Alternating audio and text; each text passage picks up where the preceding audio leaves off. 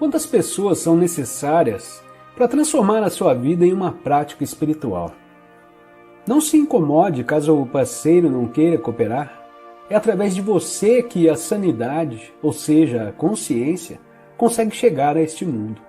Você não tem de esperar o mundo se curar ou alguém se tornar consciente antes de poder alcançar a iluminação. Pode ter de esperar para sempre. Não acuse o outro de não ter consciência. No momento em que a discussão começar, é sinal de que você passou a se identificar com uma posição mental e a defender não só aquela posição, mas também o seu sentido do eu interior. O ego está no comando. Você acabou de ficar inconsciente. Às vezes isso pode servir para apontar certos aspectos do comportamento do parceiro. Se você estiver muito alerta, muito presente, pode agir sem o envolvimento do ego, sem culpar, acusar ou fazer o outro se sentir errado. Se o outro se comportar de modo inconsciente, abandone qualquer julgamento. O julgamento tanto serve para as pessoas confundirem o comportamento inconsciente com quem elas são de verdade, quanto para projetar a própria inconsciência sobre a outra pessoa e se enganar por causa disso sobre quem elas são. Abandonar qualquer julgamento não significa não reconhecer a disfunção e a inconsciência quando se deparar com ela. Significa ser o saber e não ser a reação e o juiz. Você não vai nem querer reagir ou poderá reagir e ainda assim ser o saber. O espaço no qual a reação é observada e onde ela se permite existir. Em vez de brigar com o escuro, você traz a luz. Em vez de reagir a uma desilusão, você vê a desilusão, mas ao mesmo tempo enxerga através dela. Ser o saber cria um espaço nítido de presença amorosa que permite a todas as coisas e pessoas serem como são. Não existe maior catalisador para que a transformação aconteça. Se você adotar essa prática, o outro não conseguirá ficar com você e permanecer inconsciente. Se os dois concordarem em fazer do relacionamento uma prática espiritual do casal, tanto melhor. Podem contar ao outro os pensamentos e sentimentos tão logo apareçam, ou assim que uma reação desponte, de forma que não haja tempo para surgir um espaço em que uma emoção não dita ou desconhecida, ou uma queixa, possam se agravar e se desenvolver. Aprenda a expressar os seus sentimentos sem culpar ninguém. Aprenda a ouvir o parceiro de um modo aberto, sem reservas. Dê ao parceiro espaço para ele se expressar. Esteja presente. Acusar, defender e atacar, todos esses padrões destinados a fortalecer ou proteger o ego ou a atender às necessidades dele, irão se tornar supérfluos. Dar espaço aos outros e a si mesmo é fundamental. O amor não consegue florescer sem isso. Quando você tiver removido os dois fatores que destroem os relacionamentos e o seu parceiro tiver feito o mesmo, vocês vão sentir a alegria do desabrochado relacionamento. Em vez de refletir o sofrimento e a inconsciência, em vez de satisfazer as necessidades mútuas viciadas do ego, vocês vão refletir para o outro o amor que sentem lá no fundo, que surge com a realização da unidade de cada ser com tudo o que existe. Esse é o amor que não tem opositores. Se o seu parceiro continua identificado com a mente e com o sofrimento, mas você já se libertou deles, vai ser um grande desafio. Não para você, mas sim para ele. Não é fácil conviver com uma pessoa iluminada, ou melhor, é tão fácil que o ego acha extremamente ameaçador.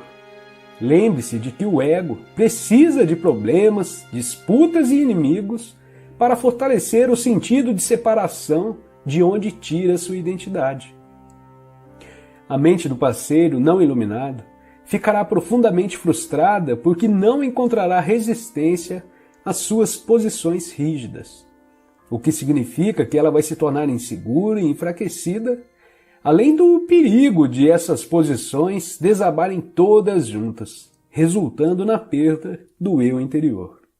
O sofrimento do corpo pedirá uma resposta, mas não irá obtê-la. Sua necessidade de discussões, dramas e disputas não será atendida. Mas atenção, algumas pessoas que são fechadas, retraídas, insensíveis ou distanciadas dos sentimentos podem imaginar que são iluminadas e tentam convencer os outros disso. Elas podem sustentar que não existe nada errado com elas e que o erro está no parceiro. Os homens têm mais tendência a agir assim do que as mulheres. Talvez vejam suas mulheres como irracionais ou emocionais. Mas se você consegue sentir suas emoções, não está muito distante do radiante eu interior, que está logo ali sob elas.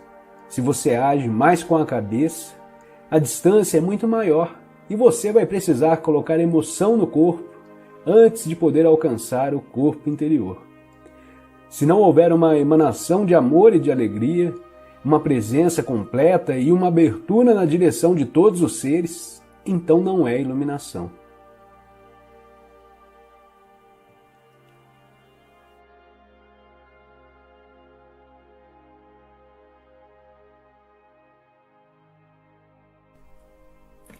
Se você estivesse no paraíso, sua mente não demoraria a encontrar algum problema. Não se trata, basicamente, de solucionar seus problemas. Trata-se de perceber que não existem problemas, apenas situações com que temos de lidar agora ou deixar de lado e aceitar como uma parte do ser neste momento, até que se transformem ou possam ser negociadas. Os problemas são criados pela mente e precisam de tempo para sobreviver. Eles não conseguem sobreviver na atualidade do agora. Focalize sua atenção no agora e verifique quais são os seus problemas neste exato momento. Não estou obtendo uma resposta porque é impossível termos problemas quando toda a nossa atenção está inteira no agora. Pode ser que haja uma ou outra situação que você precise resolver ou aceitar. Por que transformar isso em problema? Por que transformar tudo em problema? A vida já não é bastante desafiadora do jeito que é? Para que precisamos de problemas? A mente inconscientemente adora problemas porque eles podem ser de vários tipos. Isso é normal e doentio. A palavra problema significa que estamos lidando mentalmente com uma situação, sem que exista um propósito real ou uma possibilidade de agir no momento, e também que estamos inconscientemente fazendo dele uma parte do nosso sentido de eu interior.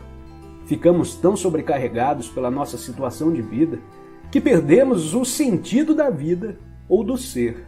Ou então vamos carregando na mente o peso insano de uma centena de coisas que iremos fazer ou poderemos ter de fazer no futuro, em vez de focalizarmos a atenção sobre uma coisa que podemos fazer agora. Quando criamos um problema, criamos sofrimento. Por isso é preciso tomar uma decisão simples. Não importa o que aconteça, não vou criar mais sofrimento nem problemas para mim. É uma escolha simples, mas radical. Ninguém faz uma escolha dessa a menos que esteja verdadeiramente sufocado pelo sofrimento. E não se consegue levar esse tipo de decisão adiante a não ser acessando o poder do agora. Se não criar mais sofrimento para si mesmo, você não criará também para os outros. Deixará assim de contaminar nosso lindo planeta, seu próprio espaço interior e a psique humana coletiva com a negatividade da criação de problemas. Se alguma vez esteve numa situação de emergência, de vida ou morte, saberá que isso não foi um problema. A mente não teve tempo para se distrair e transformar a situação em problema. Numa emergência de verdade, a mente para. Ficamos absolutamente presentes no agora, e algo infinitamente mais poderoso passa a dominar. Essa é a razão pela qual existem inúmeros relatos de pessoas comuns que, de uma hora para outra, tornam-se capazes de façanhas incrivelmente corajosas. Numa situação de emergência, ou você sobrevive ou morre. Em nenhum dos casos existe um problema. Algumas pessoas ficam furiosas quando me ouvem dizer que os problemas são ilusões. É que estou ameaçando afastar delas a imagem que têm de si próprias. Elas investiram muito tempo num falso sentido de eu interior. Durante muitos anos, definiram inconscientemente suas identidades de acordo com os problemas que tiveram. Quem seriam sem eles? Uma grande porção do que as pessoas dizem, pensam ou fazem é, na verdade, motivada pelo medo, que está sempre ligado ao foco no futuro e a se estar fora do contato com o agora. Se não existirem problemas no agora, não existirá o medo. Caso apareça uma situação com a qual você precise lidar agora, a sua ação vai ser clara e objetiva, se conseguir perceber o momento presente. Tem muito mais chances de dar certo. Não será uma reação vinda do condicionamento da sua mente no passado, mas sim uma resposta intuitiva à situação. Em situações em que a mente teria reagido, você vai achar mais eficaz não fazer nada. Fique só centrado no agora. O modelo da consciência condicionada pelo tempo está profundamente enraizado na psique humana. Mas o que estamos fazendo aqui é parte de uma profunda mudança que está se transformando na consciência coletiva do planeta. E ainda mais, o despertar da consciência dissociada do sonho da matéria, da forma e da separação. O fim do tempo. Estamos rompendo com padrões mentais que dominaram a vida humana por eras. Padrões mentais que criaram um sofrimento inimaginável em larga escala. Não estou empregando a palavra demônio. É mais útil chamar de inconsciência ou insanidade. É uma questão de perspectiva. O que fazer, o fazer e o acontecer são, na verdade, um processo único. Como somos únicos e formamos um todo com a consciência, não podemos separar os dois. Mas não há uma garantia absoluta de que os seres humanos vão conseguir. O processo não é inevitável nem automático. Nossa cooperação é uma parte essencial do processo. Independentemente de como você o veja, trata-se de um importante salto na evolução da consciência, assim como a nossa única chance de sobreviver como raça.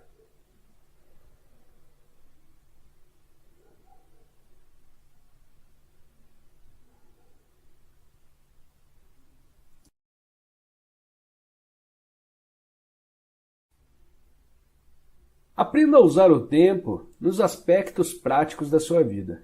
Podemos chamar de tempo do relógio. Mas retorne imediatamente para perceber o momento presente, tão logo esses assuntos práticos tenham sido resolvidos. Assim não haverá acúmulo do tempo psicológico, que é a identificação com o passado e a projeção compulsiva e contínua no futuro. O tempo do relógio não diz respeito apenas a marcar um compromisso ou programar uma viagem. Inclui aprender com o passado para não repetir os mesmos erros indefinidamente, estabelecer objetivos e trabalhar para alcançá-los, predizer o futuro através de padrões e leis que podem ser físicas, matemáticas e etc. Aprender com o passado e adotar as ações apropriadas com base em nossos prognósticos. Mas mesmo aqui, no âmbito da vida prática, onde não podemos agir sem uma referência ao passado ou ao futuro, o momento presente permanece como um fator essencial, porque qualquer ação do passado é relevante e se aplica ao agora. E planejar ou trabalhar para atingir um determinado objetivo se faz agora. O principal foco de atenção das pessoas iluminadas é sempre o agora, embora elas tenham uma noção relativa do tempo. Em outras palavras, continuam a usar o tempo do relógio, mas estão livres do tempo psicológico. Esteja alerta quando praticar isso, para que você, sem querer, não transforme o tempo do relógio em tempo psicológico. Por exemplo, se você cometeu um erro no passado e só agora aprendeu com ele, está utilizando o tempo do relógio. Por outro lado, se você considerar isso mentalmente e daí resultar numa autocrítica, um sentimento de remorso ou de culpa, então você está transformando o erro em meu. Ele passou a ser uma parte do seu sentido de eu interior e se transformou em tempo psicológico, que está sempre relacionado a um falso sentido de identidade. A dificuldade em perdoar envolve necessariamente uma pesada carga de tempo psicológico. Se estabelecemos um objetivo e trabalhamos para alcançá-lo, estamos empregando o tempo do relógio. Sabemos bem aonde queremos chegar, mas respeitamos e voltamos toda a nossa atenção ao passo que estamos dando neste momento. Se insistimos demais nesse objetivo, talvez porque estejamos em busca de felicidade, satisfação ou de um sentido mais completo do eu interior, deixamos de respeitar o agora, e ele é reduzido a um mero degrau para o futuro, sem nenhum valor intrínseco. O tempo do relógio se transforma então em tempo psicológico. Nossa jornada deixa de ser uma aventura e passa a ser encarada como uma necessidade obsessiva de chegar, de possuir, de conseguir. Aí não somos mais capazes de ver nem de sentir as flores pelo caminho, nem de perceber a beleza e o milagre da vida que se revela em tudo ao redor, como acontece quando estamos presentes no agora. Quando afirmo que o tempo é uma ilusão, não tenho a intenção de fazer nenhuma afirmação filosófica. Estou apenas chamando a atenção para um fato simples, algo tão óbvio que você pode achar difícil de entender e até mesmo considerar sem sentido. Mesmo perceber, isso será como cortar com uma espada todas as camadas de problemas criadas pela mente. Repito que o momento presente é tudo o que temos. Nunca há um tempo em que a nossa vida não é este momento. Não é verdade? Não teremos qualquer dúvida de que o tempo psicológico é uma doença mental. Se olharmos para as manifestações coletivas, elas ocorrem, por exemplo, na forma de ideologias como o comunismo, o nacional-socialismo ou qualquer nacionalismo, ou de sistemas rígidos de crenças religiosas que atuam na suposição implícita de que o bem maior repousa no futuro e que, portanto, o fim justifica os meios. O fim é uma ideia, um ponto na mente projetado no futuro, quando a salvação, sob a forma de felicidade, satisfação, igualdade, libertação, etc., será alcançada. Muitas vezes os meios para atingir o fim são a escravidão, a tortura e o assassinato de pessoas no presente. Por exemplo, estima-se que cerca de 50 milhões de pessoas foram assassinadas para promover a causa do comunismo e levar a um mundo melhor na Rússia, na China e em outros países. Esse é um exemplo terrível de como uma crença em um paraíso no futuro cria um inferno no presente. Resta alguma dúvida de que o tempo psicológico é uma doença mental séria e perigosa? De que forma esse padrão mental opera em sua vida? Você está sempre tentando chegar a algum lugar, além daquele onde você está? A maior parte do que você faz é apenas um meio para alcançar um determinado fim? A satisfação está sempre em outro lugar, ou restrita a breves prazeres como sexo, comida, bebidas e drogas, ou relacionada a uma emoção ou excitação? Você está sempre pensando em vir a ser, adquirir, alcançar ou, em vez disso, está à caça de novas emoções e prazeres? Você acha que quanto mais bens adquirir, uma pessoa se sentirá melhor ou psicologicamente completa? Está à espera de um homem ou de uma mulher que lhe dê um sentido à vida? No estado normal de consciência, o poder e o infinito potencial criativo do agora estão completamente encobertos pelo tempo psicológico. Nossa vida perde a vibração, o frescor, o sentido de encantamento.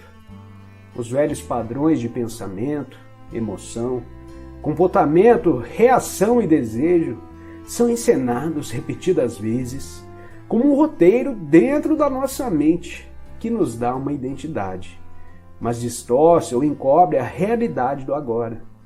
A mente, então, desenvolve uma obsessão pelo futuro, buscando fugir de um presente insatisfatório.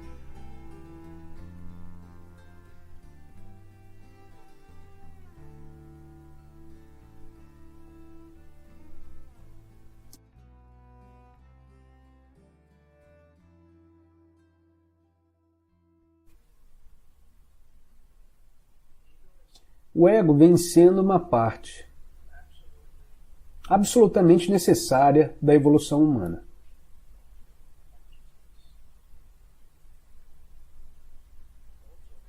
Aliás, nós precisamos saber, antes de falarmos mais sobre isso, quando falamos do ego, não confundir o ego com o que eu chamo de identificação com a forma. Todos têm uma identificação com a forma, que significa você tem uma forma física e uma forma psicológica. A pessoa, a criação da pessoa no nível da mente e das emoções. E a sua forma física e psicológica tem o seu lugar.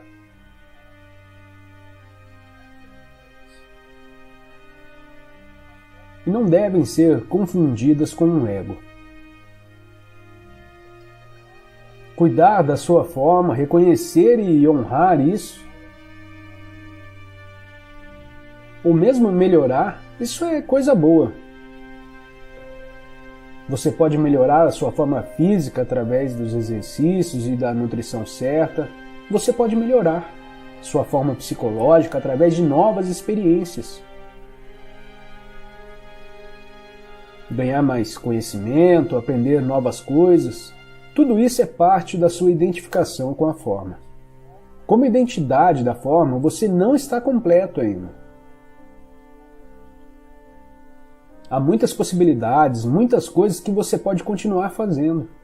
A menos que você tenha 100 anos, e nesse caso, você não precisa fazer muito. Quanto mais velho, mais você pode estar retornando para dentro do ser. Enquanto isso, alguma forma continua lá. E quando você fica muito velho, ela começa a desaparecer e então depois você é cada vez mais e mais só a sua essência. Então reconhecer a sua própria forma significa quando o ego desaparece. Oh, desculpe, qual é a diferença da sua identidade da forma e o seu ego? É muito simples. Ego significa a completa identificação com sua identidade da forma. Isso significa que só se conhece a si mesmo como veículo físico, que pode ser bonito ou não, que pode ser gordo ou magro, ou o que seja, ou melhor, que todos os outros e etc. Ou ficando velho, eu não quero mais me olhar no espelho. Essa é a sua forma física, mental e emocional. E essa completa identificação com a identidade da forma é o ego. Então é importante, quando se fala sobre o ego, definir o que se quer dizer. Às vezes as pessoas discutem sobre o ego. Uma pessoa entende uma coisa sobre essa palavra e a outra pessoa tem um entendimento bem diferente. Então é importante sabermos em qual sentido usamos a palavra ego. Agora, quando digo a completa identificação com a identidade da forma, o que essa identificação significa? Essa identificação significa que você deriva o seu senso de eu exclusivamente do corpo.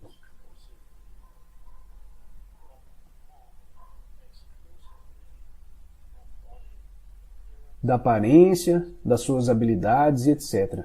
E da mente, das emoções, conhecimentos, conquistas e habilidades, todas essas coisas que estamos falando.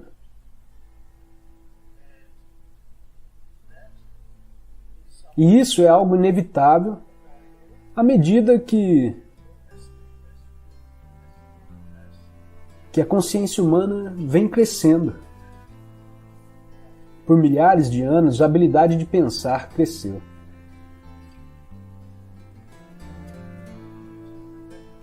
Foi um incrível desenvolvimento evolutivo, a capacidade de criar da consciência, de criar o pensamento. O que aconteceu então foi que os humanos, antes do surgimento do pensamento, humanos viveram em um estado de conexão com o ser, com o todo.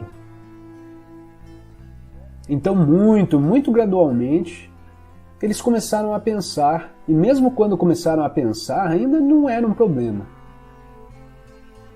Era uma coisa maravilhosa. Alguns antropólogos, e eu acredito que estão corretos, quando dizem que quando os humanos começaram a pensar, que é algo que está linkado com o surgimento da linguagem. Muito do pensamento são palavras na sua mente. Então surgiu a linguagem, e à medida que crescia mais e mais, a habilidade de pensar crescia mais e mais. Alguns antropólogos dizem, e eu acredito que estão corretos, os primeiros humanos naqueles tempos em que o pensamento surgiu, acreditavam que os deuses falavam com eles, porque ouviram essas vozes na sua cabeça, então eles interpretaram seus processos de pensamento como mensagens de Deus ou de deuses que podem ter dito: agora vai lá e mate aquelas pessoas naquele povoado.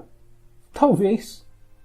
Mas talvez ainda não estivessem chegando a esse estado, onde sentiram a necessidade de matar pessoas no povoado vizinho, que surgiu mais tarde quando eles começaram a se identificar mais e mais com as estruturas de pensamento em suas mentes. E o ego coletivo se desenvolveu antes do ego pessoal. O ego pessoal foi um estado posterior de desenvolvimento. Então a capacidade de pensar surgiu gradualmente. Cresceu mais e mais e suas consciências caíram mais e mais em suas mentes, em seus pensamentos. Gradualmente eles perderam essa sensação como enraizamento, como ser, e esses foram os estados iniciais do ego se formando.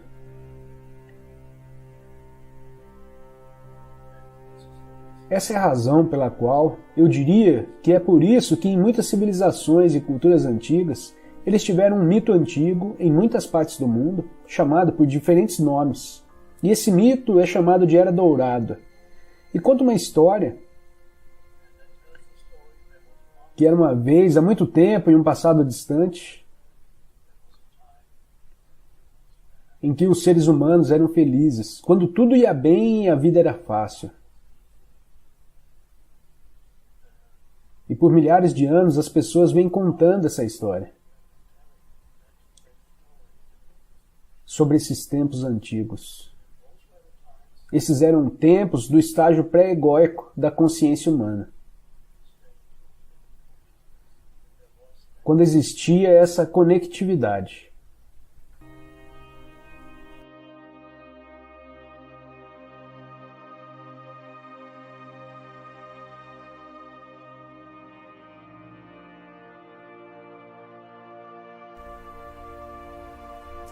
Honra é um termo que eu não usaria normalmente e eu irei modificá-lo de algum modo. Ele vem dos ensinamentos cristãos.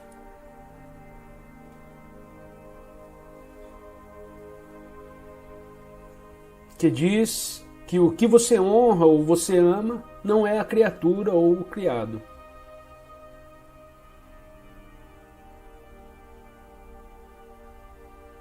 Mas você honra e ama o Criador no criado. Eu não chamaria de Criador porque traz a ideia de algum agente externo que cria as coisas. Mas há uma verdade escondida aí. Honrar a essência da vida, a consciência única dentro de cada forma,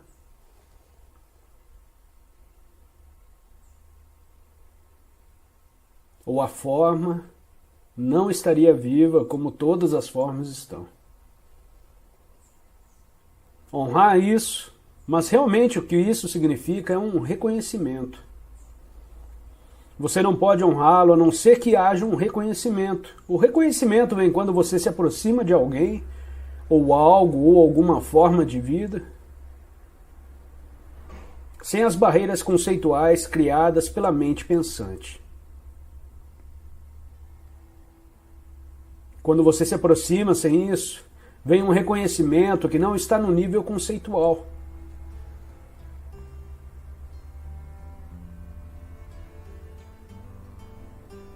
Um sentir, um saber do outro como não diferente de você.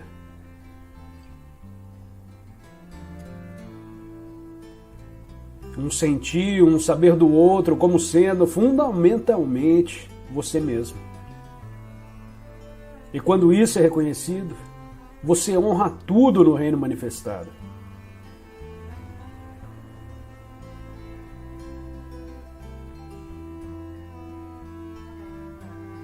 Porque você se reconhece. E esse honrar é também amor. Então, quando você diz honrá-lo, é realmente amá-lo. Reconhecê-lo como essencialmente um com você mesmo. Mas pode não funcionar. E eu digo, você deve honrar. Por que deveria? Mas ele vem naturalmente nesse reconhecimento. O honrar a vida.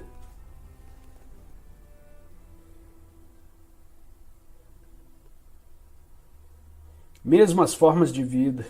Sim, elas têm vida curta, mas são também honradas.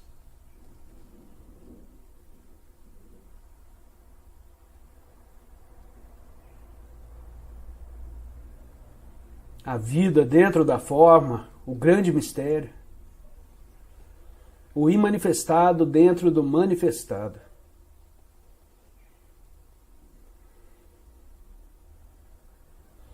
Então, ao nível da forma, qualquer que sejam os contornos que vêm e vão, quando aquilo que está além da forma é reconhecido, então o que quer que ocorra no nível da forma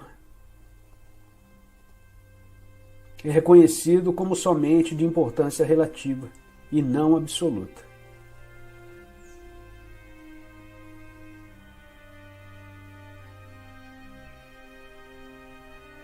Então se pode dizer, isso importa, mas não importa tanto assim.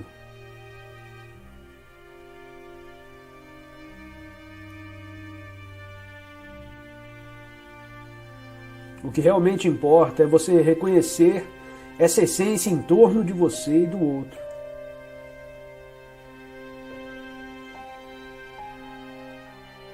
Então, em última instância, não há os outros. E assim a essência da consciência egóica, o caminho do sofrimento,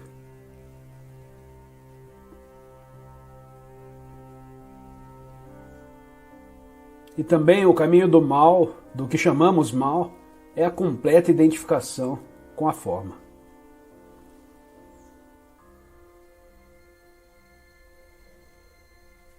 Então qualquer outra forma é reduzida a um objeto mental. Sua vida não é reconhecida porque você está tão identificado com esta forma física, tanto física quanto psicológica, a forma do mim, ou ainda pior, a forma do nós. Um grupo, uma tribo, completamente identificados com essa. Com a nossa crença, nossa forma, nossa história. Nós. E quanto mais completa for a identificação com a forma, mais sofrimento surge. Mais sofrimento que você cria para você mesmo e para os outros. Mais sofrimento que você cria no mundo.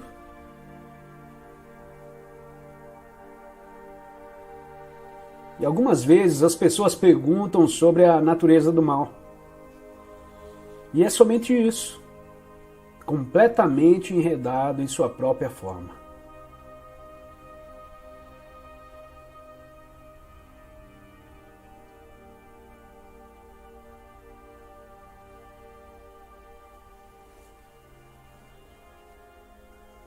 E então o oposto é verdadeiro. O reconhecimento vem que você está em todas as formas.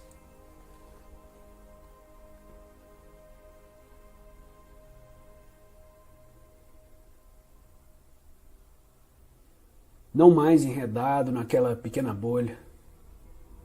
Forma física, porque sem dúvida, de algum modo você está enredado nela por um tempo. Mas então a bolha da forma psicológica, do mim,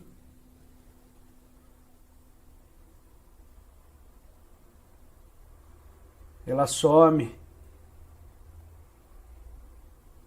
e você não vê mais esse mundo ameaçador.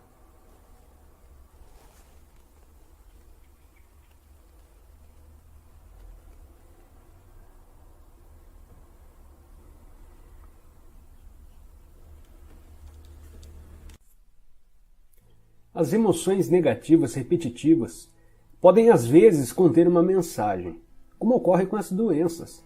Qualquer mudança que você faça, seja ela relacionada com seu trabalho, seus relacionamentos ou seu ambiente, é apenas uma máscara, a menos que se origine de uma mudança no seu nível de consciência.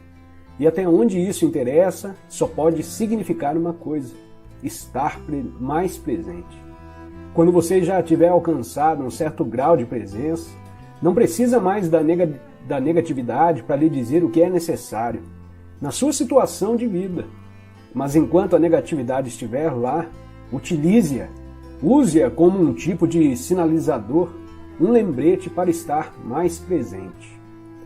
Como já afirmei, você não deixa que ela surja ao estar completamente presente. Não desanime. Ainda são poucas as pessoas no planeta que conseguem manter um estado contínuo de presença, embora algumas já estejam chegando bem perto. Acredito que logo serão muitas. Sempre que perceber alguma forma de negatividade crescendo dentro de você, não olhe para ela como um fracasso, mas sim como um sinal que está lhe dizendo: ei, acorde, largue a sua mente, esteja presente. Existe um romance de Aldous Huxley chamado A Ilha, escrito em seus últimos anos de vida, quando ele ficou muito interessado nos ensinamentos espirituais. Conta a história de um homem que naufragou perto de uma ilha isolada do resto do mundo. Essa ilha era habitada por uma civilização especial. A coisa estranha sobre ela é que seus habitantes, diferente do resto do mundo, eram sadios de verdade. A primeira coisa que o náufrago percebe são os papagaios multicoloridos e empoleirados nas árvores, que davam a impressão de estar repetindo as palavras: atenção, aqui e agora, atenção, aqui e agora. Adiante, descobrimos que os habitantes da ilha ensinaram essas palavras aos papagaios para que fossem sempre lembrados para ficar presentes. Portanto, sempre que sentir a negatividade crescer dentro de você, causado ou não por um fator externo, um pensamento ou mesmo nada em particular, olhe para ela como se fosse uma voz dizendo: atenção, aqui e agora, acorde. Até mesmo a mais leve irritação é significativa e precisa ser conhecida e observada. Do contrário, haverá um aumento cumulativo de reações não observadas. Como já afirmei, você pode descartá-la assim que perceber que não quer ter esse campo de energia no seu interior e que ele não tem nenhum objetivo. Mas certifique-se de que você se livrou completamente dela. Se não conseguir, simplesmente aceite que ela está ali e concentre a sua atenção no sentimento. Uma alternativa para descartar uma reação negativa é fazê-la desaparecer ao imaginar a si mesmo se tornando transparente para a causa externa da reação. Recomendo que você pratique primeiro com as coisas do dia a dia. Vamos dizer que você esteja em casa. De repente, vindo da rua, começa a soar um alarme insistente de carro. Surge uma irritação. Qual é o objetivo dessa irritação? Nenhum até aqui. Por que você a criou? Você não a criou? Quem criou foi a mente. Ela teve uma reação totalmente automática, totalmente inconsciente. Por que a mente a criou? Porque ela sustenta a crença inconsciente de que a resistência dela, que você absorve como alguma forma de negatividade ou infelicidade, vai dissolver a condição indesejada. Isso, naturalmente, é uma ilusão. A resistência que ela cria, nesse caso, a irritação ou raiva, é muito mais desagradável do que a causa original que ela está tentando desfazer. Tudo isso pode ser transformado em prática espiritual. Sinta-se ficando transparente, sem a solidez de um corpo material. Agora, permita que o barulho ou o que estiver causando a emoção negativa passe através de você. Ele não está mais golpeando uma parede sólida dentro de você. Como disse, pratique primeiro com as coisas simples. O alarme do carro, o choro de uma criança, o barulho do tráfego. Em vez de ter uma parede de resistência dentro de você, que é atingida de modo constante e doloroso pelas coisas que não deveriam estar acontecendo, deixe que tudo passe através de você. Alguém diz alguma coisa grosseira para ferir você, e em vez de desencadear uma reação inconsciente e uma negatividade, como uma agressão, uma defesa ou um retraimento, você deixa isso passar através de você. Não ofereça resistência. É como se não existisse mais ninguém ali para ser machucado. Isso é perdão. Nesse sentido, você se torna invulnerável. Pode dizer a essa pessoa que o comportamento dela é inaceitável, se você escolher fazer isso. Mas essa pessoa já não tem mais o poder de controlar o seu estado interior. Você passa a estar em seu poder, não mais em poder de alguém, nem sob o governo da mente. Quer seja um alarme de um carro, uma pessoa grosseira, uma inundação, um terremoto, ou a perda de todos os seus bens. O mecanismo de resistência é o mesmo. Você ainda está procurando lá fora e não consegue escapar do modo de busca. Talvez o próximo seminário lhe traga a resposta. Talvez aquela nova técnica. Diria a você, não busque a paz. Não busque nenhum outro estado além daquele em que você está agora. Do contrário, vai criar um conflito interno e uma resistência inconsciente. Perdoe a si mesmo por não estar em paz. No momento em que você aceitar completamente a sua intranquilidade, ela se transformará em paz. Qualquer coisa que você aceite completamente vai lhe levar até lá, vai levar você até a paz, e esse é o milagre da entrega.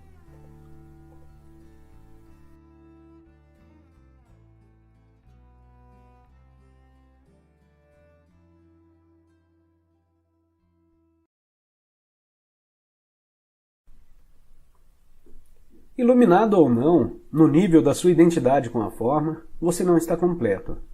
Você é a metade do todo. E isso é percebido como a atração homem-mulher, o movimento em direção à polaridade oposta de energia. Não importa qual seja o seu nível de consciência. Mas nesse estado de conexão interior, você percebe uma atração em algum lugar sobre a superfície ou na periferia de sua vida. O universo inteiro parece as ondas e marolas sobre a superfície de um oceano imenso e profundo. Você é esse oceano e, naturalmente, também é a marola. Mas a marola, que percebeu a sua verdadeira identidade como oceano e sabe que, em comparação a essa vastidão e profundidade, o mundo das ondas e marolas não é assim tão importante. Isso não significa que você não se relaciona profundamente com outras pessoas ou com o seu parceiro. Na verdade, você só consegue se relacionar se tiver consciência do ser. Partindo do ser, você é capaz de enxergar além do véu da forma.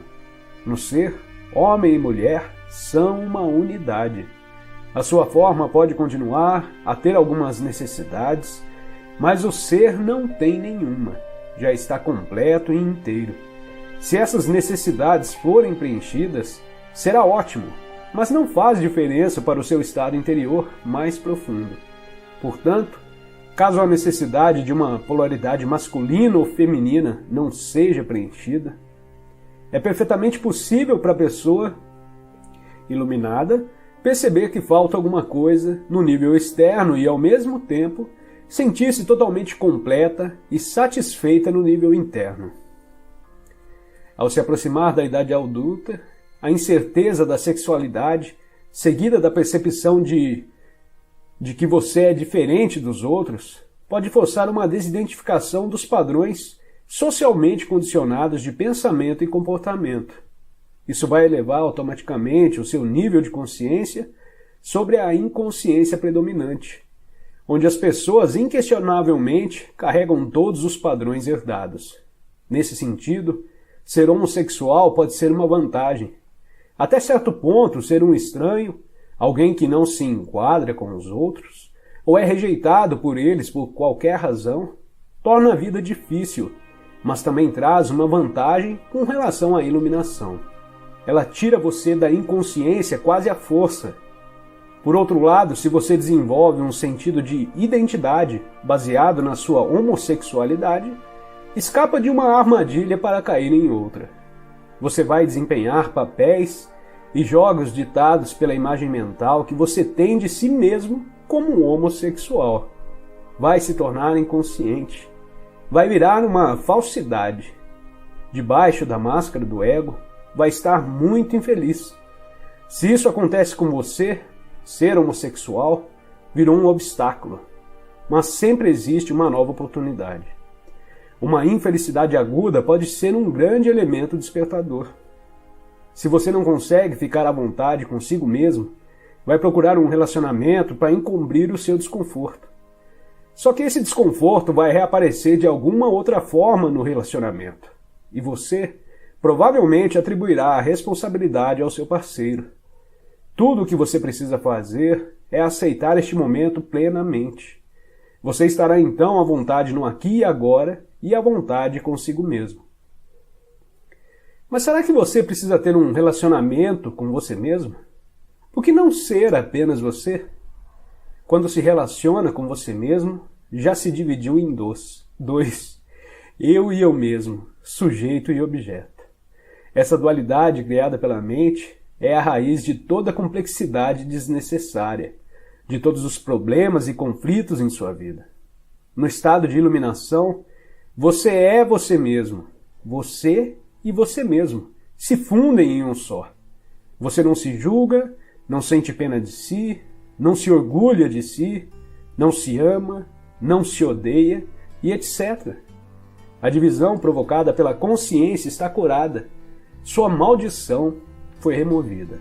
Não existe um você mesmo que seja preciso proteger, defender ou alimentar. Quando você está iluminado, não tem mais um relacionamento consigo mesmo. Uma vez que tenha aberto mão disso, todos os seus outros relacionamentos serão de amor.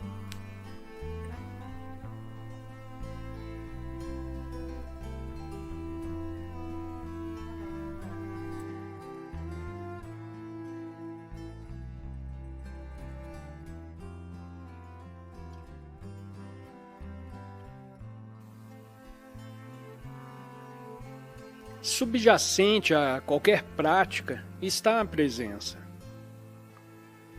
Não importa se os aspectos externos da prática podem ser diferentes, mas o que cada prática aponta, e eventualmente, se for bem sucedida, e você acabar com isso, é a presença.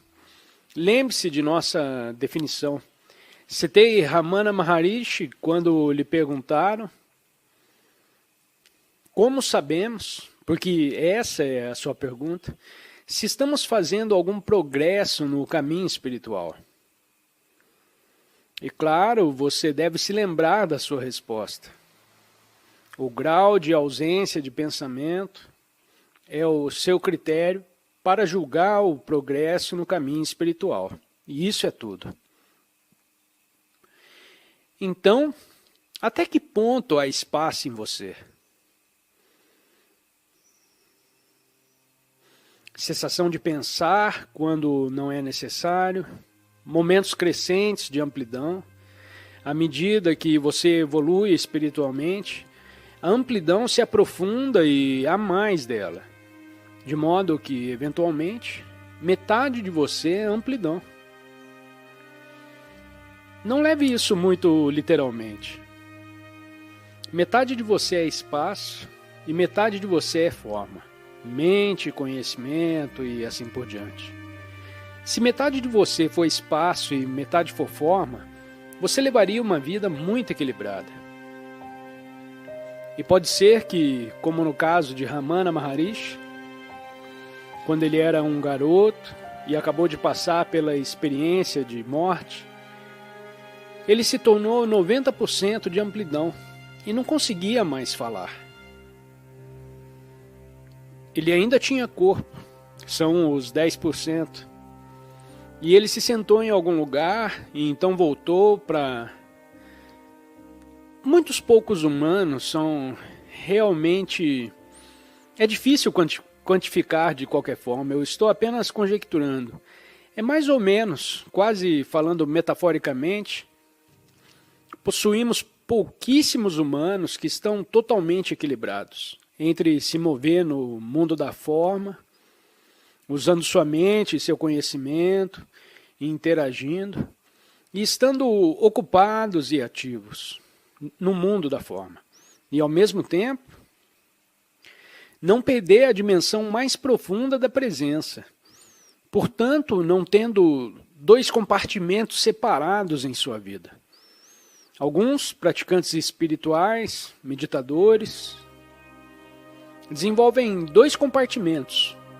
Um da minha prática espiritual, que eles fazem quando meditam, ou vão para retiros de acampamento, e outro que seria a vida diária.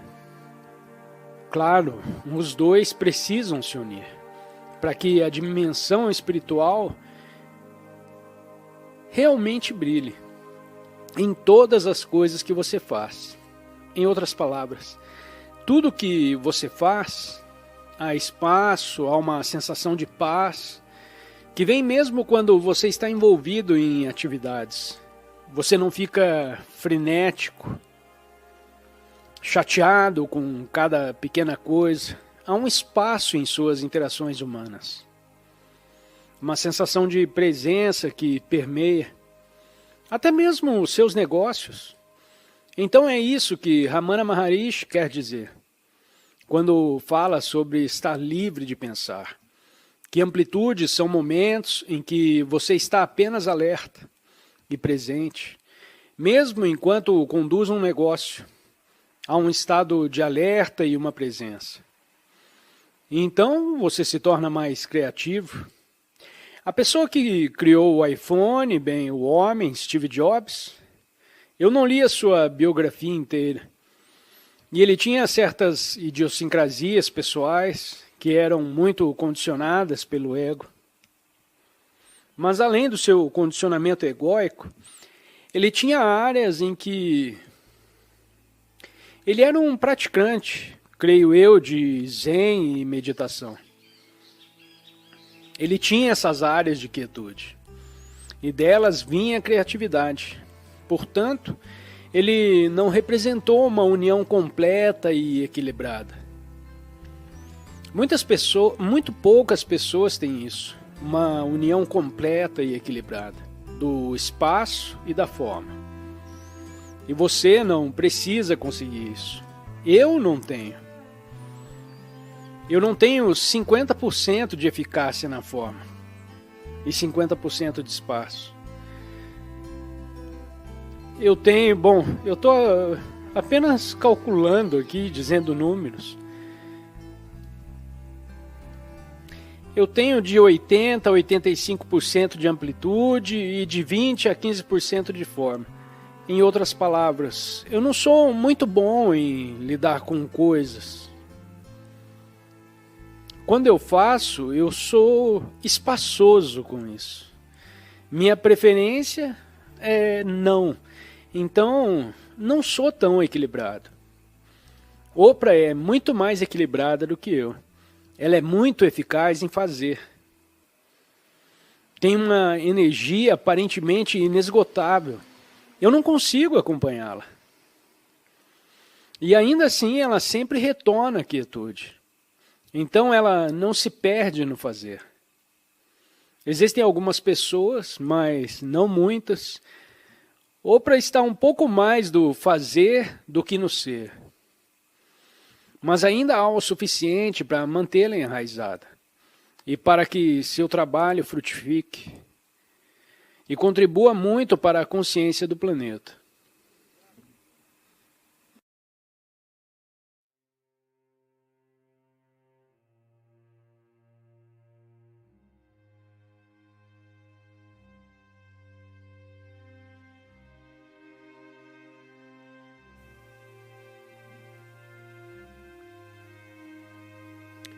Bom, a primeira coisa que eu acho que qualquer um provavelmente diria é mais agradável ter pensamentos bons. É melhor, certamente. O corpo gosta mais também, porque pensamentos negativos, os pensamentos negativos influenciam o corpo de alguma forma, obstruindo o fluxo de energia. Você pode testar por você mesmo. Quando você se sente estressado ou com pensamentos negativos, repetitivos, então o seu corpo não gosta e ele reage. Mesmo a medicina tradicional está descobrindo que existe uma ligação. Bem, alguns ainda dizem que não, mas existe uma ligação entre seu estado de mente ou consciência predominante e o funcionamento físico. Agora você também pode descobrir que os pensamentos negativos proliferam e se multiplicam muito mais facilmente do que os pensamentos positivos. Um pensamento negativo quer proliferar e quer produzir mais pensamentos negativos.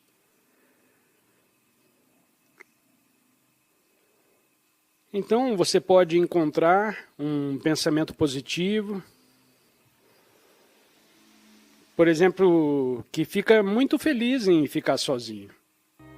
Não há atração para a proliferação de mais de si mesmo. Um pensamento positivo tem muito menos probabilidade de se tornar obsessivo, alguns dos quais você não consegue se livrar, do que um pensamento negativo. Então, quando você está preso na mente, é muito raro, se é que acontece, que você fique preso em bons pensamentos obsessivos.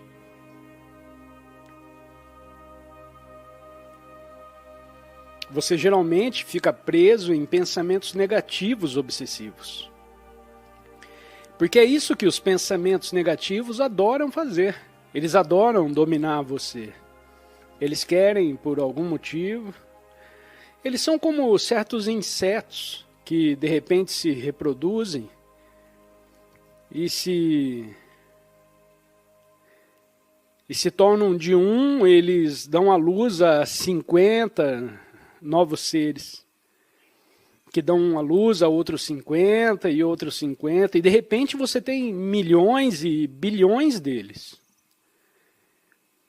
Então a diferença fundamental, então, é que um pensamento negativo é, na verdade,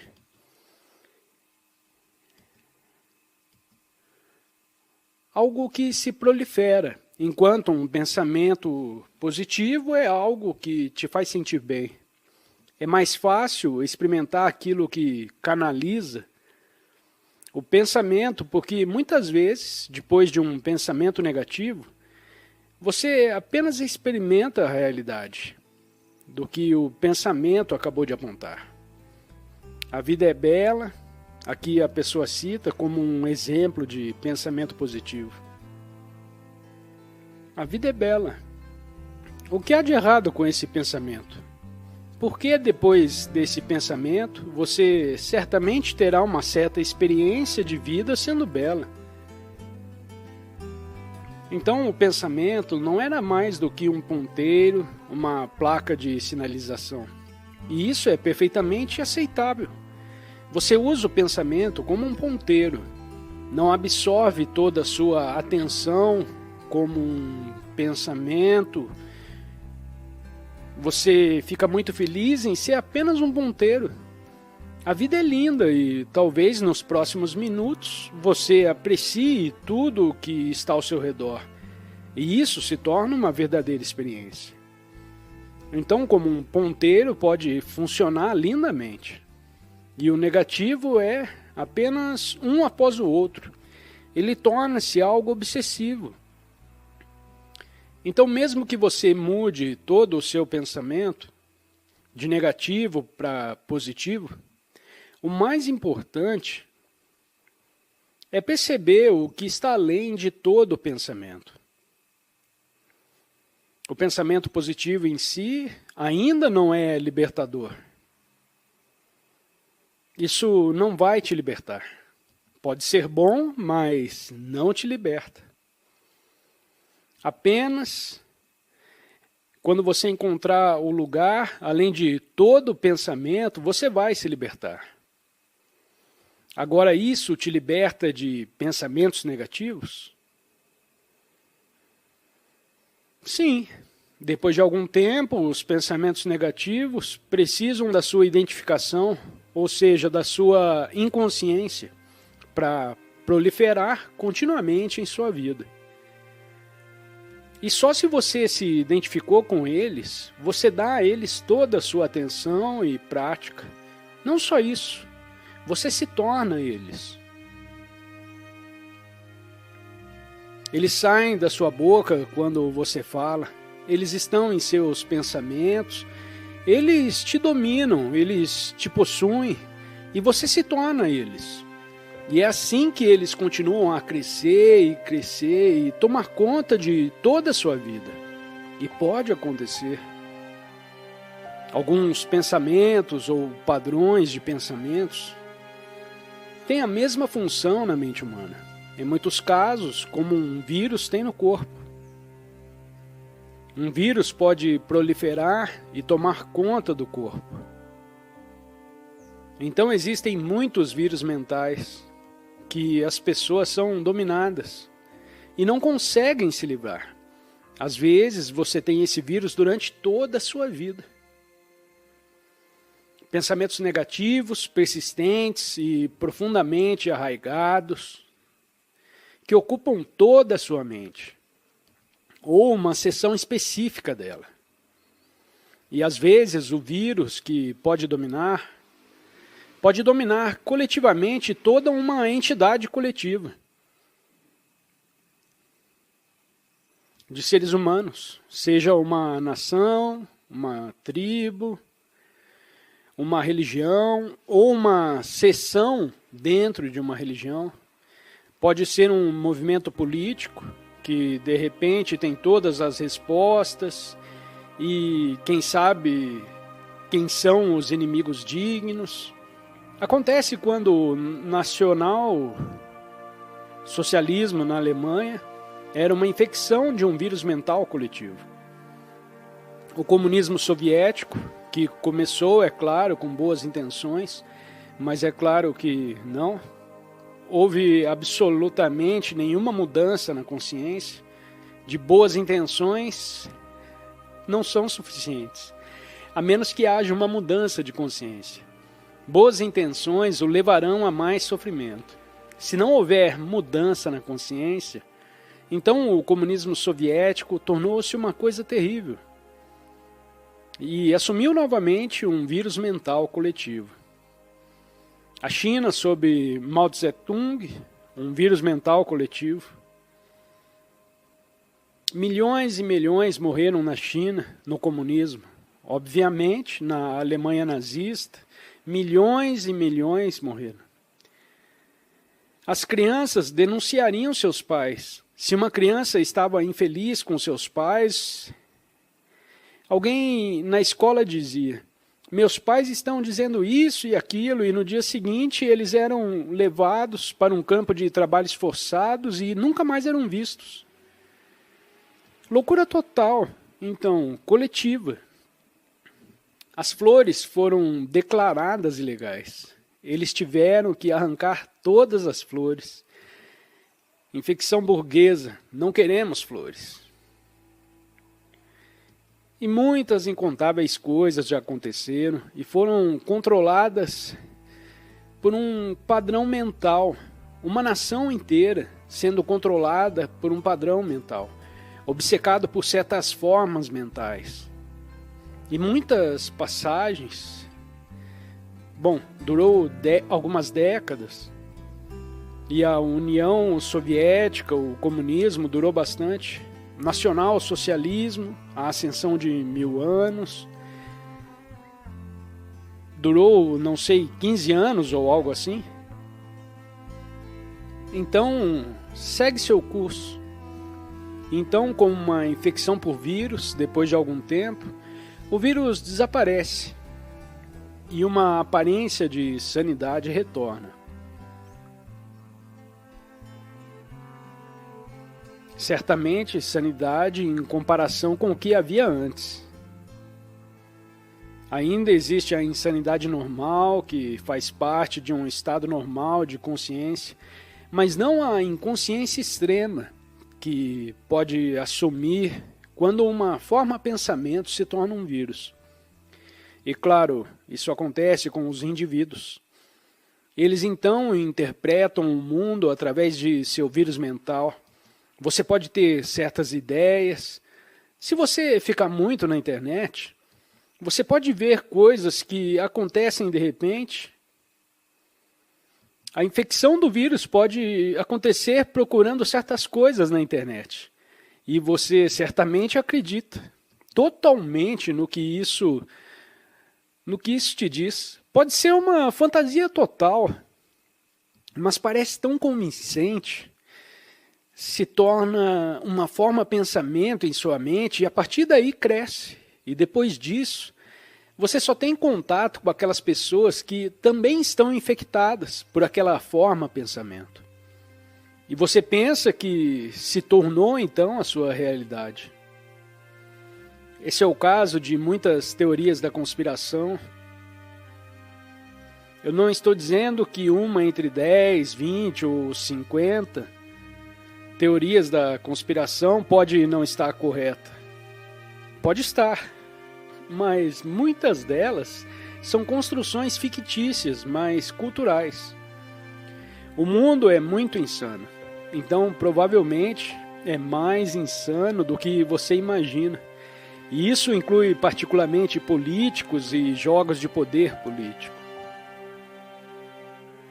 E assim por diante. Então eu não estou negando isso absolutamente. Não há conspiração. Há coisas muito loucas acontecendo que nós não sabemos e ainda assim eu não iria por esse caminho. Mesmo que seja verdade, não se deixe levar por isso. Seu trabalho é estar presente. Seu trabalho é incorporar um estado diferente de consciência. Você não pode lutar contra a inconsciência em seu próprio nível. Você tem que se elevar acima da inconsciência. Então, bons pensamentos, sim, bons pensamentos são algo preferível aos maus pensamentos. Mas então, também vá além dos pensamentos bons. Então, os pensamentos negativos vão diminuir em sua vida, mesmo se você estiver presente por muito tempo. À medida que mais presença surgir, bons pensamentos podem surgir naturalmente. E muito da sua consciência não depende mais dos pensamentos que você tem. Há mais presença e você aprecia a vida através da presença, em vez de tentar se convencer de que deve apreciar a vida. Você aprecia a vida diretamente. Gratidão é uma coisa importante. A gratitude é, obviamente, maravilhosa, muito transformadora. A gratidão implica uma profunda apreciação do que você está percebendo ao seu redor. Quer você tenha ou não o pensamento em sua mente, que acompanha isso, que diz obrigado, isso é secundário. E depois de algum tempo, você não precisa mais agradecer. Mas quando você pratica gratidão pela primeira vez, agradece por ser útil. Quando você diz algo bonito, agradece por coisas que de outra forma você nem reconheceria. Obrigado por isso, como a luz que se reflete nesta mesa. Obrigado por esse relógio brilhante.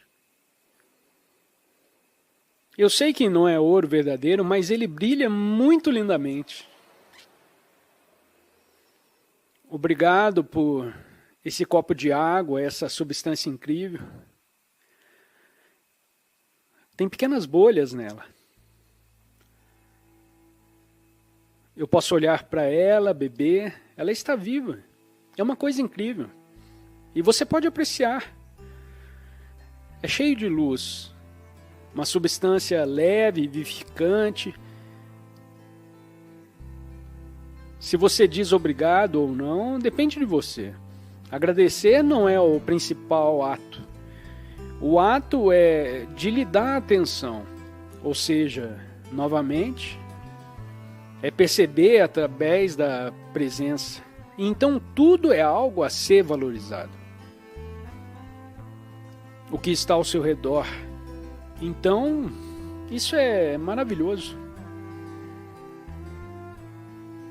Uma prática espiritual maravilhosa. E claro, por um tempo é uma prática espiritual.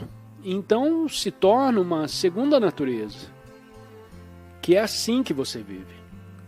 Então existe uma associação com certos pensamentos, expressando gratidão, mas não é o principal.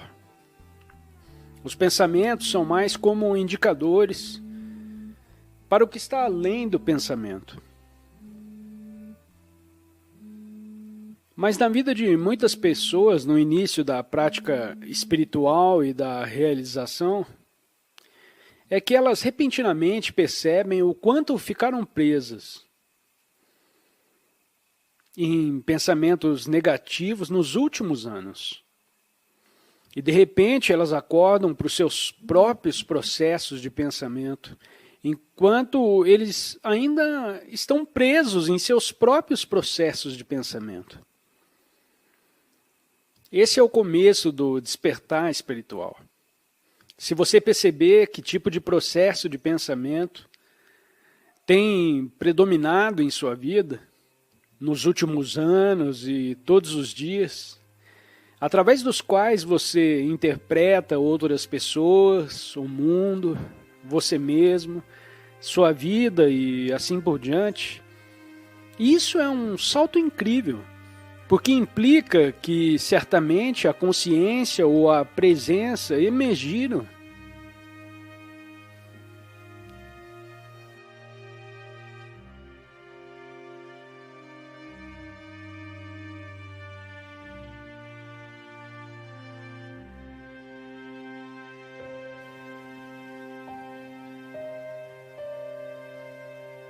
Então isso é algo maravilhoso. Essa é a sua prática.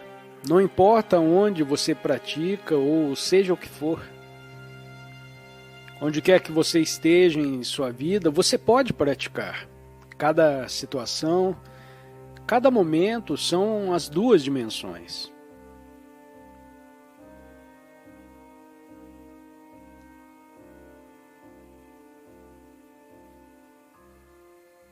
E é isso. O fim do medo vem com isso. O medo é uma condição humana normal para a maioria das pessoas. Às vezes enterrada sob outra coisa. O medo em suas muitas manifestações, nervosismo, tensão, ansiedade, raiva, realmente vem do medo. O estresse é realmente uma forma de medo. Todas as muitas formas do medo são bastante normais. Mas por quê? Isso é tudo que você sabe. Isso é o medo. você não sabe do que está ali dentro. Uma vez que você saiba disso também, é o fim do medo, porque nada pode ser destruído. É por isso que começa o curso de milagres, que é tudo o que você sabe. O prólogo, o primeiro, antes de tudo começar, diz que este curso pode ser resumido nas seguintes palavras: nada real pode ser ameaçado, nada irreal existe. Aqui está a paz de Deus. Nada real pode ser ameaçado, e isso está aqui. Porque nada irreal existe em última análise no mundo da forma. A forma, em última análise, não é real em si mesma. Nada irreal existe. Nisso, o que significa saber disso, está a paz de Deus. Deus, é claro, é o sem forma, o atemporal, o eterno, o não manifestado, que está dentro e além do mundo.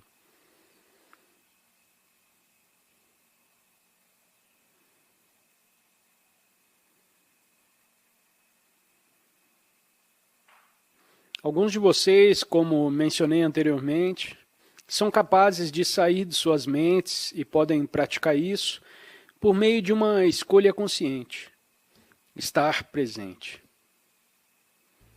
Nada para pensar agora, apenas para estar presente. Você não carrega a sua história com você quando está presente. Sua situação de vida. Eu uso essa palavra no Poder do Agora, muito importante. Sua situação de vida, todo mundo tem uma.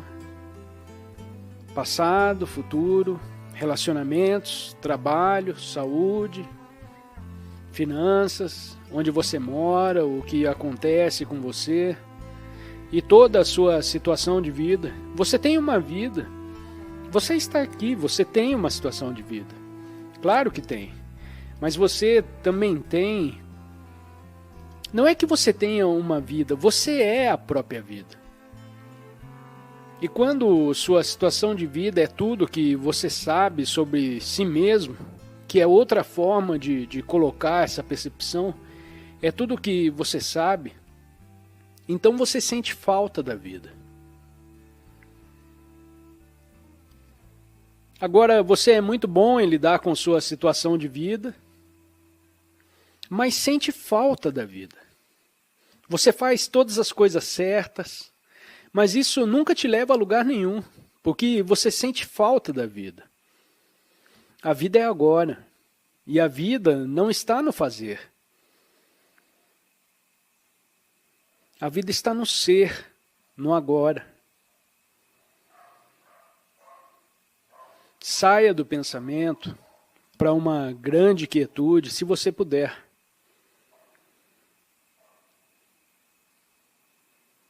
E também outra maneira é não acreditar completamente em todos os pensamentos que vêm à sua cabeça. Perceba que é um pensamento. É uma posição, é um julgamento, não totalmente identificado com isso. É uma história que você está contando a si mesmo. É incrível quantas histórias as pessoas contam para si mesmas em suas cabeças. Muitos estão completamente distorcidos. Não é a realidade. São as histórias, como você vê a realidade.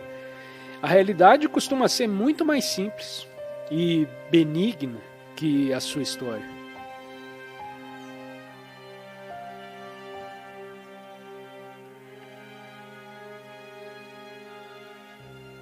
Uma das primeiras lições do curso em Milagres diz que você deve olhar para as coisas ao seu redor na sala e dizer: nada do que vejo nesta sala significa alguma coisa. Essa mesa não significa nada. Esse copo não significa nada. Essa mão não significa nada. Este chão não significa nada. Agora, o que essa lição significa? Isso não significa nada.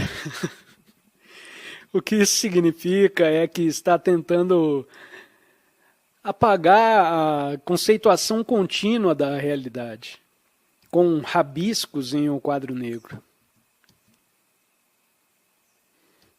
Porque o que quer que você pense que significa é um conceito em sua mente. E se você negar a conceituação contínua e compulsiva da realidade, é como apagar o condicionamento de sua mente. E chegando no lugar onde está o Dalai Lama, não sei. Portanto, esta lição do Curso em Milagres, tudo o que ela ensina é chegar ao lugar do vazio espaço, do estado de alerta. Não mais preso ao pensamento conceitual. Isso não significa nada.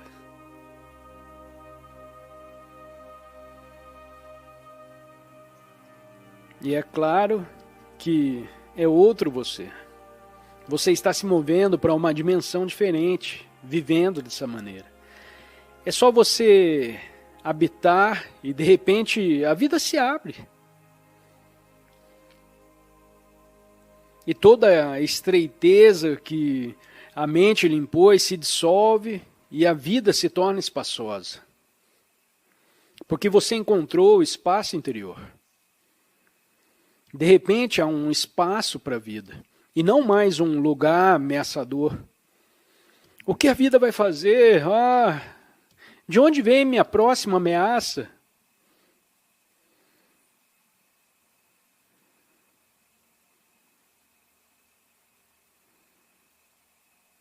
E novamente a mesma coisa.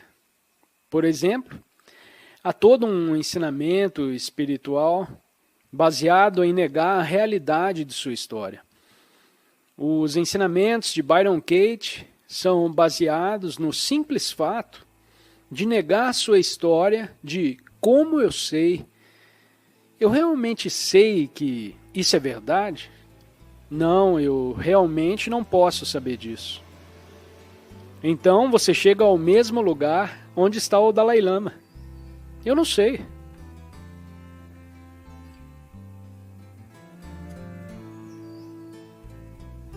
Então é uma coisa maravilhosa se você pode entrar nesse não saber. E então,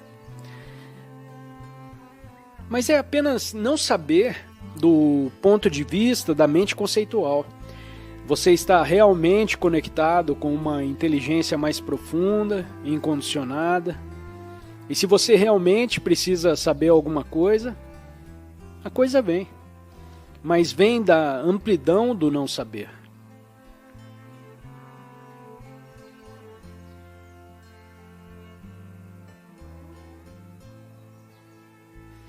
Bem, é um pouco como pular de um penhasco e depois ver se você consegue voar.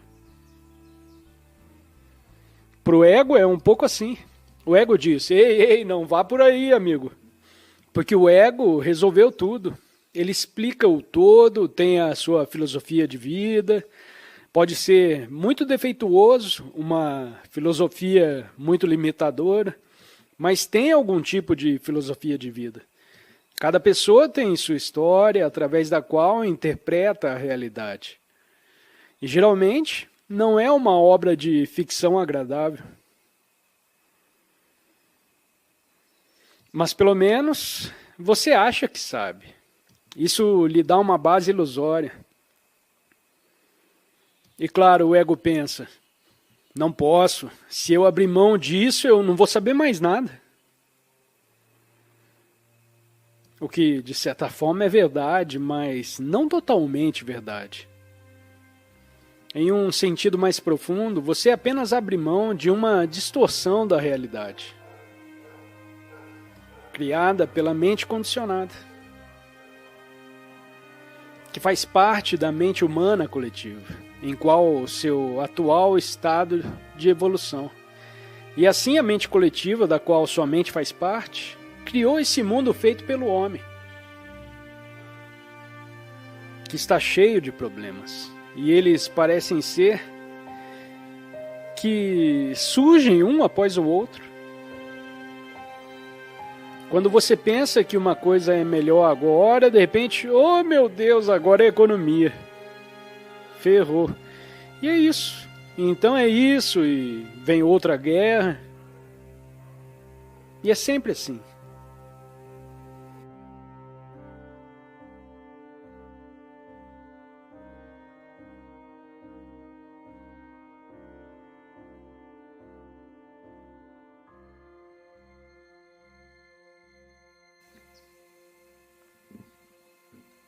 Como ter equilíbrio entre aceitar a vida como ela se desenrola e trabalhar ativamente e lutar por objetivos, destinos e aspirações?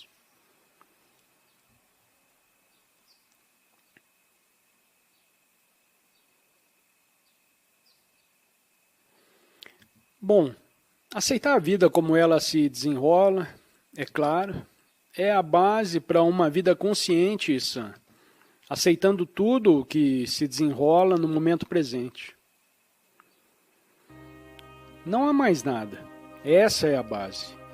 Isso significa que você não pode ter objetivos, não pode ter aspirações, querer alcançar isso, fazer aquilo ou aquele outro.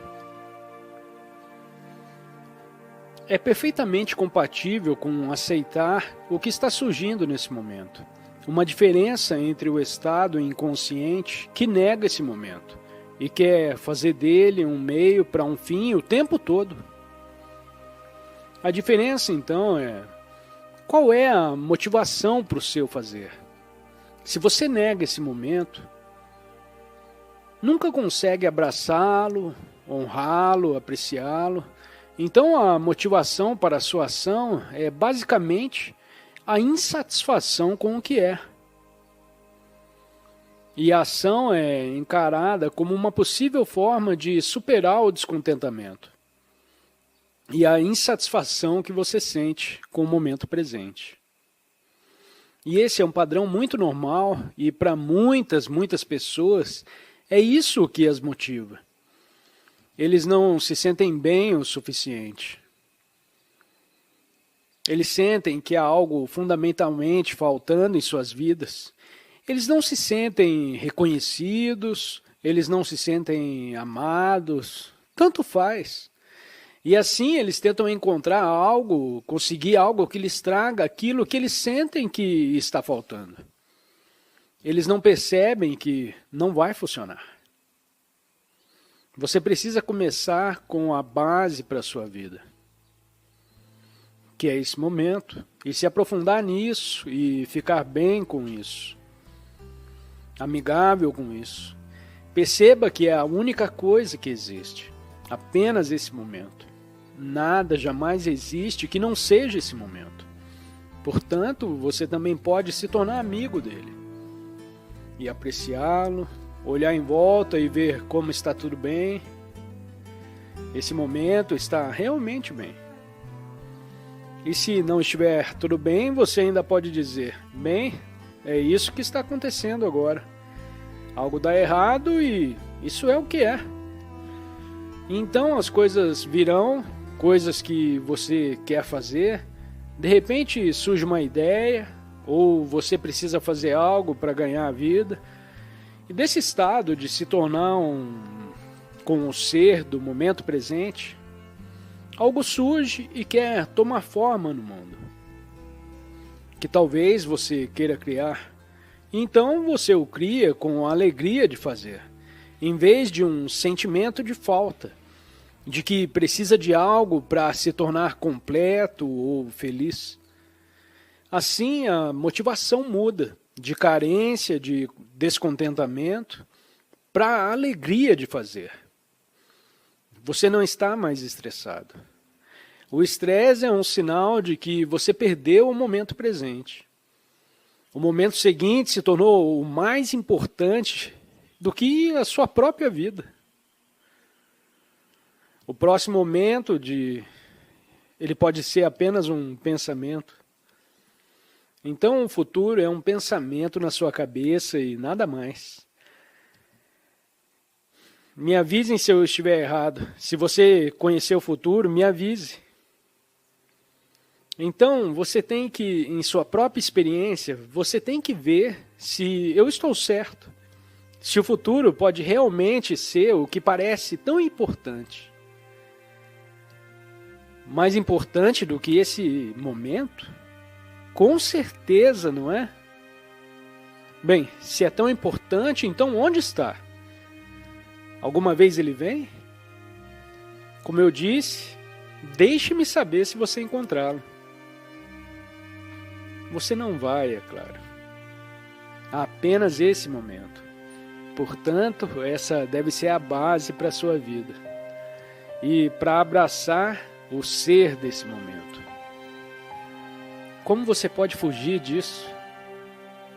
Não há para onde ir, exceto em sua mente. E a mente faz isso o tempo todo. Sempre vai para algum outro lugar. Então você ainda pode fazer porque gosta de fazer. E você vê como isso contribui para o despertar de uma forma ou de outra. Se você praticar a vida no momento presente, você não poderá deixar de contribuir. Faça o que fizer, você não pode deixar de contribuir para o despertar. Você pode ter o trabalho mais simples. Você pode ter um emprego em uma cabine de pedágio na ponte, e os carros chegam e você diz $5, por favor. E mesmo lá você interage com centenas de pessoas todos os dias por alguns segundos. Mesmo lá, se você estiver completamente presente, algo fluirá quando você pegar o dinheiro deles e disser, tenha um bom dia. Algo fluirá de você para outra pessoa. E você contribuirá para o despertar. Não importa o que você faça. Seu estado atual de consciência se espalha. Afeta os outros. Assim, o descontentamento, como motivação para fazer, é substituído pelo prazer de fazer o que você faz. Porque qual é o ponto? Se você não está gostando do que faz, qual é o ponto?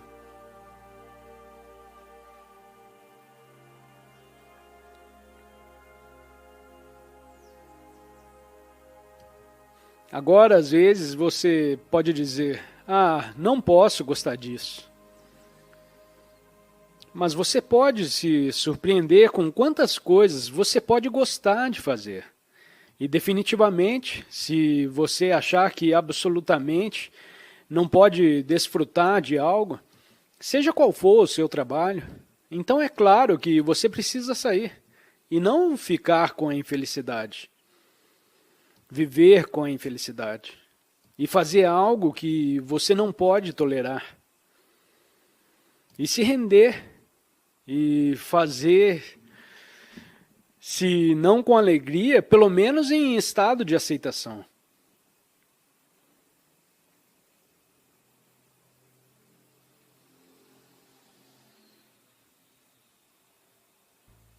O mundo está cheio de pessoas que estão fazendo o que realmente não querem fazer. Não apenas em seus trabalhos, mas também em qualquer ação que elas façam no momento. Se você realmente olhar atentamente para eles, eles estão cuidando de seus negócios diários e, na maioria das vezes, o que eles estão fazendo, algo dentro deles que realmente não quer. Ele não quer estar onde eles estão, mas eles estão lá. E eles estão fazendo isso, mas realmente não querem fazer o que estão fazendo. Portanto, muitas vezes há uma relutância nas pessoas. Há uma resistência ao que estão fazendo, onde estão para onde devem ir. É muito comum. Muitas pessoas vivem com isso a vida inteira. Então, nem sabem mais. Porque quando você vive com ele em um estado por tanto tempo, você nem percebe. É como o zumbido da geladeira. Se continuar por muito tempo, você nem ouve mais. Mas quando para, bem, de repente você diz: uau, esse barulho estava lá o tempo todo. Nem sabia mais. Então existem estados internos com os quais você vai encontrar descontentamento e resistência, mas eles se tornaram tão familiares que nem sabem mais.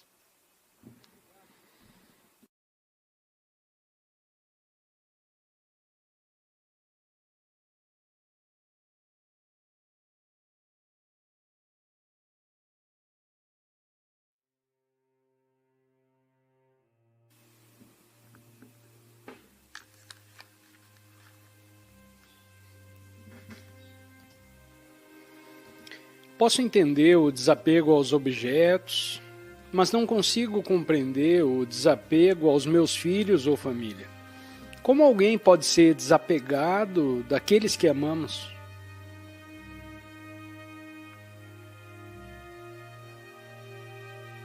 Boa pergunta. A questão, eu posso entender o desapego às coisas.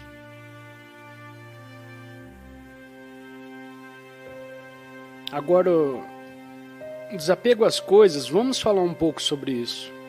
O desapego às coisas não significa não apreciá-las, mas significa não buscar a si mesmo ou considerar as coisas como sendo uma extensão de si mesmo, ou pensar nas coisas como se elas precisassem ser adicionadas a você, para ser você mesmo um pouco mais plenamente. Isso é apego às coisas. É uma disfunção do ego.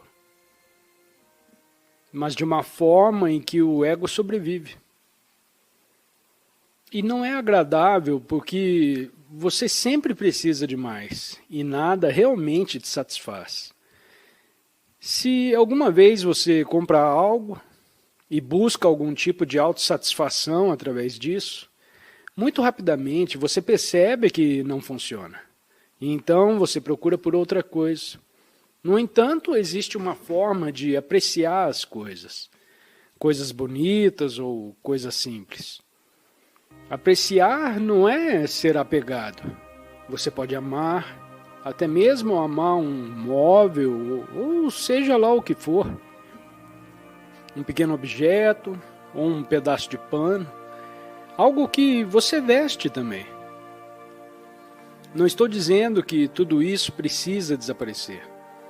Você pode gostar das coisas e apreciá-las, amá-las no sentido de tê-las apreciado, sem um egoísmo nisso. E quando a coisa sai de você, você a perde ou quebra, ou é roubada, ou o que quer que seja,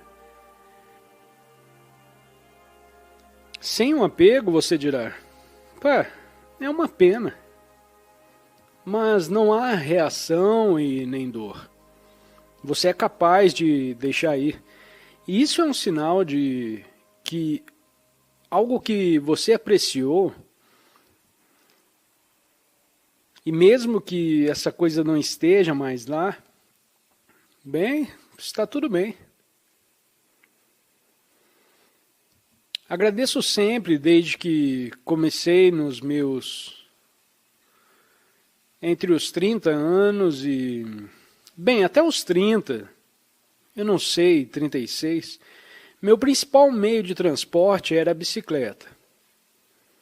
E sempre apreciei minha bicicleta. E desenvolvi um hábito estranho quando estacionava minha bicicleta. e aprendi alguma coisa na grade do lado de fora, sei lá. Eu dava alguns passos e olhava para trás e apenas apreciava o fato de ser. É um hábito muito estranho. Você olha para trás e olha para trás mais uma vez e ali está.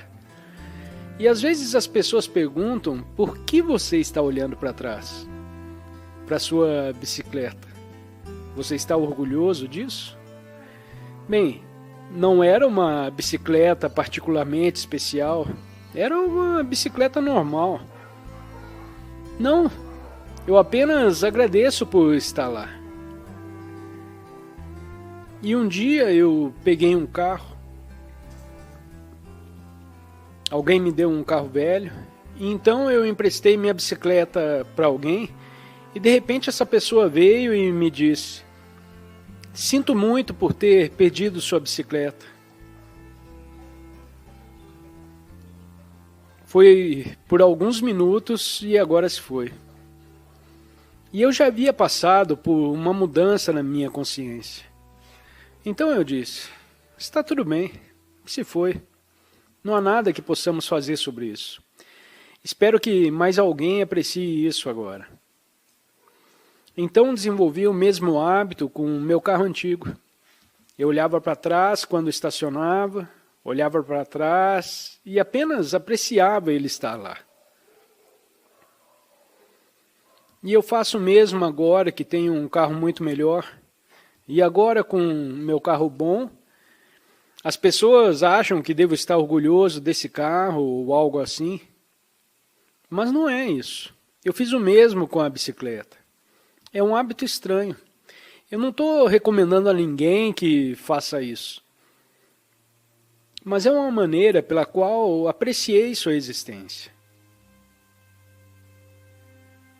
E não é apego. Mas não acredite em mim. Mas a realidade do apego só aparece quando desaparece. Então vamos esperar para ver. Então isso é maravilhoso, não estar apegado às coisas e ainda ser capaz de apreciar as coisas. Então vem o apego aos humanos, apego aos seres humanos. E o questionador pergunta: eu posso entender o desapego aos objetos, mas não consigo compreender o desapego aos meus filhos e minha família. Como alguém pode ser desapegado daqueles que amamos? Bem, você não pode. Não é desejável. Claro que você está apegado àqueles que ama. E claro, se eles forem tirados de você, você sentirá dor e chorará. No entanto, à medida que você desperta espiritualmente, além do seu apego a uma pessoa que ama, há um nível mais profundo também presente, no qual você se relaciona com essa pessoa, não através da emoção ou do físico, mas mais profundamente através da presença. Você sente a presença deles, você sente além da emoção. Você sente a essência deles. E isso é vital, porque agora significa que o amor se tornou, bem, que palavra podemos usar? Poderíamos dizer espiritualizado. Não é mais apenas emocional. É apenas uma forma muito limitada de amor. Mas você também percebe a dimensão sem forma, no outro ser humano e em si mesmo ao mesmo tempo. E se uma pessoa for tirada de você, o nível em que você está apegado a essa pessoa e esse nível, você sente a perda e a dor disso. E ao mesmo tempo, existe um nível mais profundo presente, no qual você percebe aquilo que não está sujeito à morte.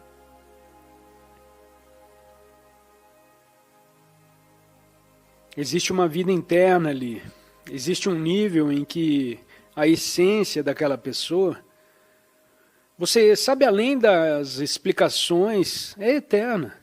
A essência de quem eles são, e você pode sentir isso em si mesmo. Mesmo quando chora, quando uma pessoa morre, alguém que você ama. Então não estamos almejando o desapego daqueles que amamos. Mas o que almejamos é ir mais fundo em nosso amor.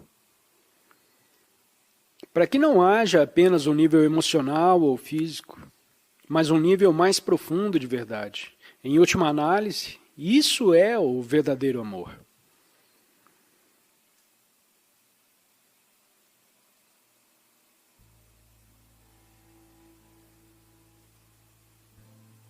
E não espere até que alguém que você ama seja tirado de você para encontrar esse nível. Encontre esse nível enquanto eles estão aí com você. Mas não o procure no outro. Encontre em você mesmo. Todo o ensinamento aqui é sobre isso. Encontre-o em si mesmo e depois olhe para o outro, sinta-o, reconheça-o também no outro.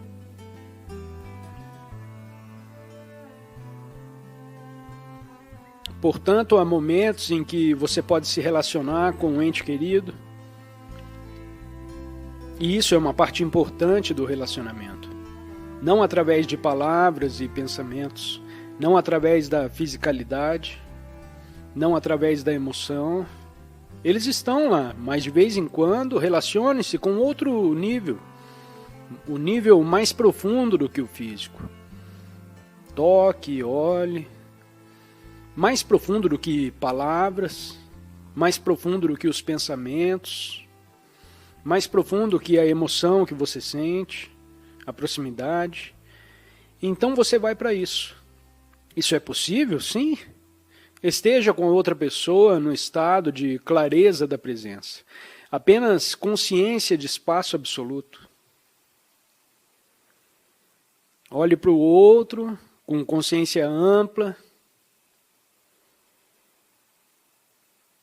E assim surge a essência sem forma. Então, quando eles morrem, porque todo mundo próximo a você, é claro, vai deixar você ou você os deixará. Eles morrem primeiro ou você morre primeiro. E é um absurdo não considerar isso. E quando a morte finalmente chega, sim, claro que você sente dor, mas reagir como se isso fosse a maior coisa antinatural que já aconteceu no mundo, claro que é assim que você se sente se você nunca considerou a morte. A realidade dela que está ao seu redor. Mas para ir além da morte, não espere a morte. Morra agora para essa identificação exclusiva com a forma. Morra para o eu feito pela mente.